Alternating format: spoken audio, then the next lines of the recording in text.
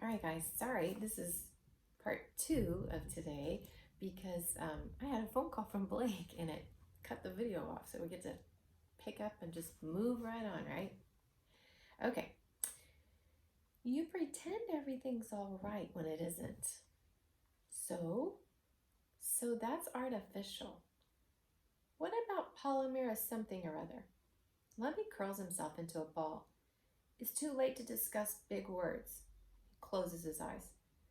Plastic is the tiniest bit angry. Real buffaloes are interested in other people's problems, she says. Real buffaloes don't sleep when someone's talking to them. I read it in a book. Lumpy lifts his head. His face looks nervous. What do you mean, real buffaloes? Suddenly, Plastic feels like she isn't being very nice. I agree. And whatever plastics are, she wants to be a good one. Nothing, she answers. Never mind. I need to know the truth about plastics. Plastic confesses to Stingray the next morning as they're sunning themselves in a square of light on the shaggy rug. I can't find it in a book. What do you need to know? Asks Stingray kindly. I'm sure I can answer. Their natural habitat, says Plastic, and what they eat, and whether they're bird or fish or mammals. Mammals, definitely, answers Stingray, who doesn't actually know. They're very furry plastics, and their natural habitat is the frozen tundra, where icicles grow up from the ground and the wind whistles, and it's dark 30 hours a day in winter. Can it be 30 hours a day? How many hours are in a day? Yeah. Here she goes again. Guys, ready? The plastics live in igloos that they build with their teeth. And they eat whale meat and also seals and walruses that they catch and swallow whole. Does that help? I think it's a pretty thorough answer. Yes, thank you, says Plastic with a little bit of a sniffle.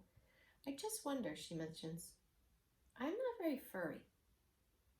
You probably lost your fur in an accident, says Stingray. It doesn't look bad at all, though, really. Plastic tries to remember a fur-losing accident, but it must have slipped her mind. After 7 hours in front of the television, Plastic is confused as ever. She has watched 4 cooking shows, 2 soap operas, endless commercials, and 1 afternoon special.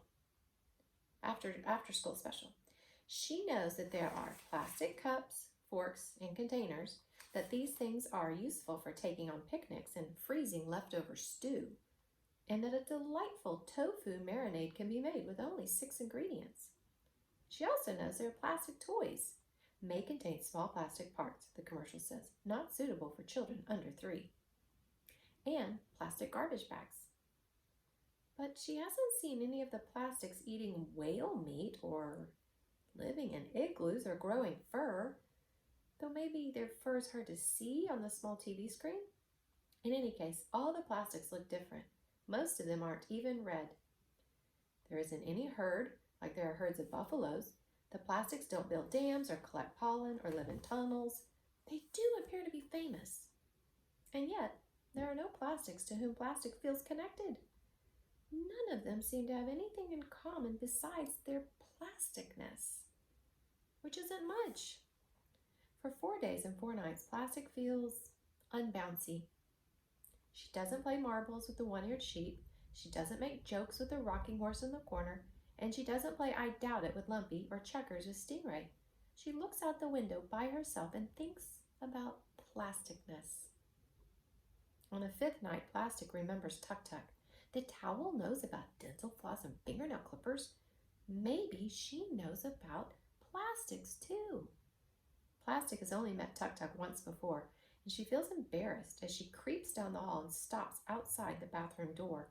Maybe Tuk Tuk will not want a visit from a small, confused Plastic. After all, she's used to large and furry friends like Lumpy. But Plastic can't go on anymore, staring out the window, doing nothing all night. Slowly, she enters the bathroom. Guess what? Have to find out tomorrow.